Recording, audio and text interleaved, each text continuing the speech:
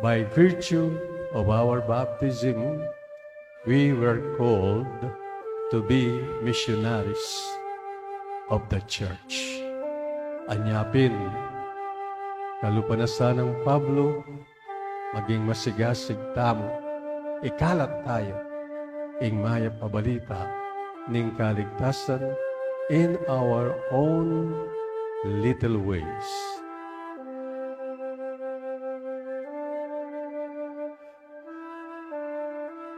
Itangan po, mayayaws tamong missioner na ninggin.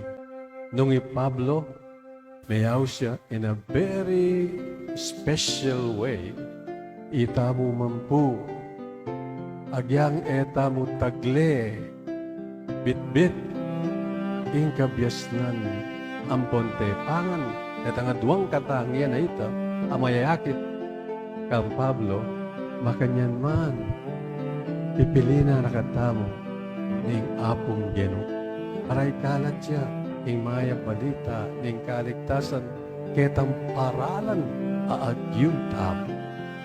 Kapila nakatay naus, kapila niya itang meg Damascus tamo. In Damascus tamo, kalugurang kong kapatad, ay experience ng Pablo, king kayang conversion, alang aliwa, nunay itang aldo, ning pangabinyag tamo.